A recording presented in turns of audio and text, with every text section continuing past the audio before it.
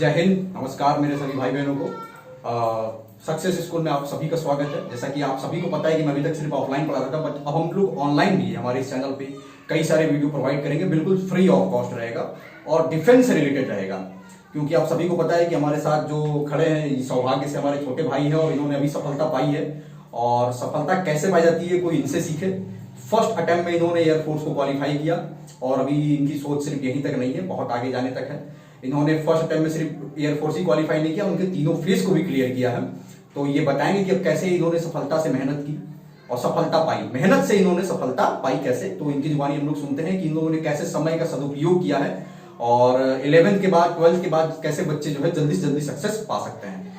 तो हम इनसे डायरेक्ट ये क्वेश्चन पूछेंगे। सबसे पहले तो आप अपना नाम बताइए। So Jai Hind to all of you. My name is Piyush Gupta. आपने फेज 1 कैसे क्लियर किया है? So सर मैंने फेज 1 अपने जो भी इंटर 12th के बुक्स हैं उनको स्टडी किया और कुछ ऑनलाइन प्रैक्टिसेस की। सो ऑफलाइन नोट्स बनाकर किया, पूरा प्रैक्टिस किया, जाके ऑनलाइन प्लेटफॉर्म्स पे बहुत सारे मॉक टेस्ट दिए और उसके बाद नोट्स को रेगुलर लर्न करते रहें और पढ़ते रहें उसको, जैसे सुबह शाम को पढ़ते रहें और उसके बाद रात में जब भी 1 घंटे या 2 घंटे होके उसको पूरा अच्छे से प्रैक्टिस करते रहे हर एक लेसन के, और मॉक टेस्ट जरूर से जरूर देते थे। बिल्कुल बिल्कुल। तो आप ये बताना चाहेंगे कि फर्स्ट अटेम्प्ट में ही आपने क्वालिफाई कर लिया, तो उसके पीछे का कुछ राज ऐसा कि कब टाइम निकाला आपने, किस तरह से टाइम निकाले इतने कम टाइम में? अभी आपकी जैसे कि उम्र देखी जाए तो मेरे हिसाब से 16.5 हुआ था, फिर 17 हुआ। Yes sir. तो कैसे इतने टाइम में? सर मैंने जैसे ही हम लोग अभी जैसे मैं कॉलेज लाइफ में था, अभी 12th करके गया, जैसे ही कॉलेज में गया उसके बाद जैसे ही कोरोना टाइम आया उसके बाद इतनी सारी छुट्टी आई। सो मैं भी पहले जैसे सभी करते हैं वैसे ही सोते रहते थे और कुछ नहीं करते थे। फिर उसके बाद एक दिन लगा कि फॉर्म भरा है, पढ़ना चाहिए। उसके बाद इंटर 12th की जितनी पुरानी बुकें थी, फर्स्ट ईयर और सेकेंड ईयर की सारी बुकें निकाली एक्स ग्रुप के लिए, और उसके बाद हमने जितने भी पढ़ना शुरू किया उनका नोट्स बनाया, जितनी पुरानी नोट्स थी इंटर के लिए जो हमने अपने टीचर से स्कूल में बनाई थी वो सारी हमने फिर से रिवीजन करना शुरू किया और ऑनलाइन जाके बहुत सारे उनका प्रैक्टिस सेक्शन लिए, फ्री जो क्लासेस होती हैं उनको लिया और बस उन्हीं से मॉक टेस्ट दिया और बस उन्हीं को लर्न करते। ये कैसे आपकी सोच में आया कि मुझे एक्स ग्रुप में जाना चाहिए? ये कहाँ से आपने सोचा, कब थिंकिंग आई, आपके मन में विचार आया और इतने कम टाइम में उसको क्वालिफाई कर लिया? सो सर मैं जैसे ही मेरा है कि मेरा इंटरेस्ट जो है टेक्निकल फील्ड में बहुत ज्यादा है और इसीलिए मैंने अभी इंजीनियरिंग भी ज्वाइन की है। इंजीनियरिंग कॉलेज में था, मैं मैकेनिकल इंजीनियरिंग से था। सो टेक्निकल फील्ड मेरे को must be interested in the technical field. और मेरे मामा भी हैं जो एयरफोर्स में हैं, सो उनसे भी बहुत सारी प्रेरणा मिली। और मेरे भैया हैं जैसे आप ही हैं, सो आप ही से बहुत सारी प्रेरणा मिली और मेरे पापा से प्रेरणा मिली। सो ये सारी चीजें ने मुझे मोटिवेट किया कि मुझे पढ़ना चाहिए और कुछ क्वालिफाई इसके लिए बहुत तैयारी करनी चाहिए। सो बहुत मेहनत की। इंस्पिरेशन कहाँ से मिला आपको इस चीज का? मेरे इंस्पिरेशन मेरे फादर हैं, मेरे ब्रदर हैं, आप हैं और जो भी चीजें मेरी फैमिली है, होल फैमिली है जो मुझे हमेशा मोटिवेट करती रही कि कुछ करना चाहिए। और मेरे सभी फैमिली ने मुझे बहुत भरोसा है मेरी फैमिली को मेरे पे। सो मैंने सोचा कि उस भरोसे को और बढ़ाया जाए। देश के प्रति लगाव आपका कैसे जगा? देश के प्रति लगाव मेरा बहुत मतलब बचपन से ही है। देश के प्रति लगाव, हम लोग सब भारतीय हैं तो सबके मन में होगा, लेकिन अंदर देश प्रेम का होना बहुत जरूरी है। सो देश प्रेम तो बचपन से ही है और देश के लिए करना मेरा बचपन से ही सपना था। बिल्कुल। सो ये एयरफोर्स जो है ये इसके लिए सबसे प्रॉपर था और 10+2 पे था, तो मेरे लिए बेस्ट था, अपॉर्चुनिटी था और मेरे पास इतना टाइम भी था कि मैं इसके लिए अच्छे से प्रिपरेशन करूं। फेज 2 आपने एक बार में ही क्वालिफाई किया। फेज 2 में जैसे कि मुझे पता है कि पीएफटी होती है, जीडी होती है, तो कैसे आपने प्रिपरेशन किया और कैसे इसको क्वालिफाई कर गया आप फर्स्ट टाइम पे ही?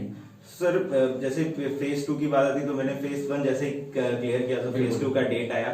सो फेज 2 जैसे हुआ तो फेज 2 में जैसे फर्स्ट आप जानते हैं कि रन होता है, पहले दौड़ होती है, इसमें दौड़ में निकालना 6.5 मिनट में निकालना होता है हम लोग को। फिर उसके बाद पुशअप्स होते हैं और फिर स्क्वाट्स होते हैं। सो इन सब की प्रैक्टिस मैंने जैसे सुबह उठना, एक रूटीन बनाना जिसमें मेरी हेल्प मेरे फादर ने बहुत की, मुझे ले जाते थे फील्ड में और उन्होंने बहुत भगाया है, टाइम लिमिट दिया है। और अच्छी बात है, ये सभी को करना चाहिए।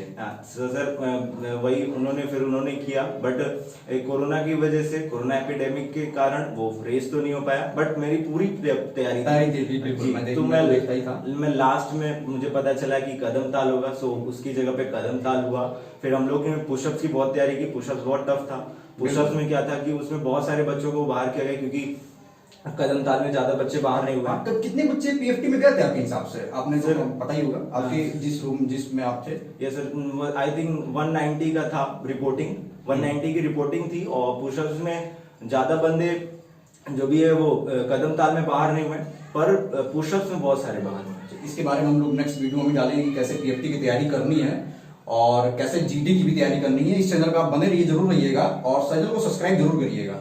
तो अभी हम लोग आगे और भी देखते हैं कि पीएफटी इनका जो फेज 3 था मेडिकल में इन्होंने फर्स्ट टाइम में क्वालिफाई किया, फिर और अपने पीएफटी में भी फर्स्ट में ही क्वालिफाई किया। पेपर इन्होंने फर्स्ट टाइम में क्वालिफाई किया। तो अपना नंबर बता सकते हैं कितने नंबर्स आपके, कितने मार्क्स आपके बने? ये सर मैंने XY बोथ का एग्जाम दिया। बिल्कुल, इन्होंने XY दोनों क्वालिफाई किया है और दोनों का इन्होंने एग्जाम दिया। इनका वाई में कोई इंटरेस्टेड नहीं रहे क्योंकि टेक्निकल ग्रुप से थे।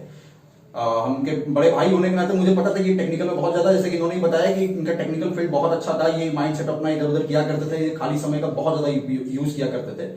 तो इन्होंने वाई ग्रुप का नहीं, बट कहते हैं ना कि जो मेहनत करता है सफलता उसके कदम चूमती है। इन्होंने मेहनत क्या, अगर आप ये एक सब्जेक्ट लेकर आप पढ़ेंगे तो दूसरे सब्जेक्ट की नॉलेज आपको कुछ ना कुछ आने लगती है।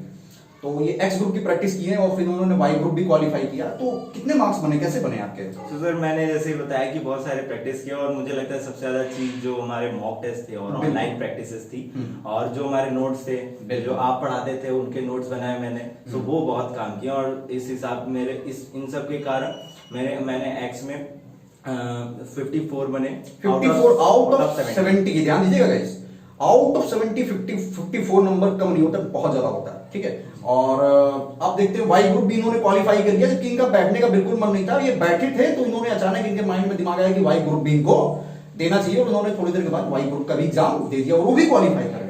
सर जैसे पेपर दे रहा था मैं अपने कैंपस में, तो जहाँ पे एग्जामिनेशन सेंटर था, तो वहाँ पे मैं जैसे एग्जाम दे रहा था, तो वहाँ पे जैसे ही एक्स ग्रुप का खत्म हो गया तो मेरी रेस तो वहीं खत्म थी, क्योंकि मेरा टारगेट जो था वही था। तो एम पूरा हो गया था और बहुत अच्छा एग्जाम गया था। फिर उसके बाद जैसे ही मैं बैठा था, मैंने आई थिंक 2 मिनट वेस्ट कर दिए।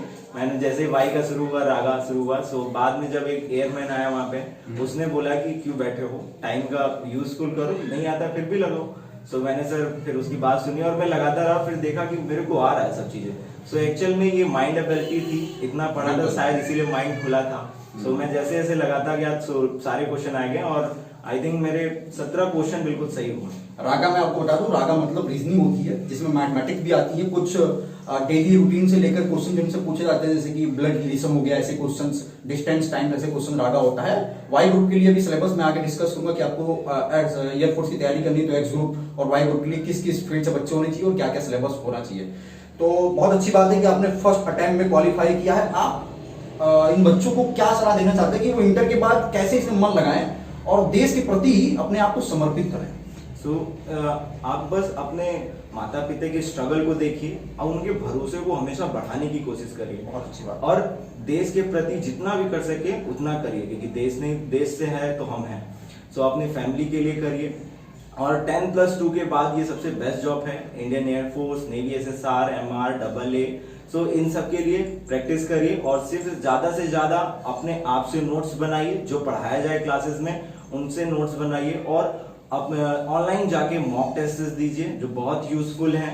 और जहाँ पे भी हो सके वहाँ पे हमेशा पढ़ते रहिए। रीजनिंग के लिए, इंग्लिश के लिए हमेशा एक डिक्शनरी को पास में रखिए, उनसे वर्ड को सेलेक्ट करते रहिए, जो वर्ड्स की मीनिंग है उससे देखिए, क्योंकि एक वर्ड के चक्कर में 2-3 वर्ड आ जाते हैं आपसे। बिल्कुल। सो इस हिसाब से अगर पढ़ते रहेंगे, एक रूटीन रहेगा, और रोज दौड़ना शुरू कर दीजिए आज ही से, क्योंकि इसके बाद बहुत सारे पेन भी शुरू हो जाते हैं। तो अगर आप नहीं दौड़ेंगे तो फिर बहुत कठिन हो जाएगा। सो लगातार प्रैक्टिस करते रहिए और एक दिन सफलता जरूर। 11-12 कितना इंपॉर्टेंट है ये सब जॉब के लिए?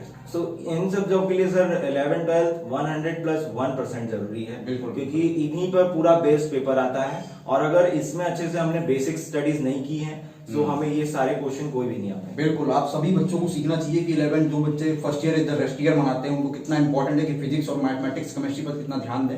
हालांकि ये सिलेबस में बाद में डिस्कस करूंगा। और इंटर फर्स्ट ईयर और इंटर जो की है 11-12 दोनों आपको पढ़ना चाहिए। तो कुल मिलाकर देखा जाए तो 11 और 12 दोनों आपके लिए बहुत इंपॉर्टेंट है।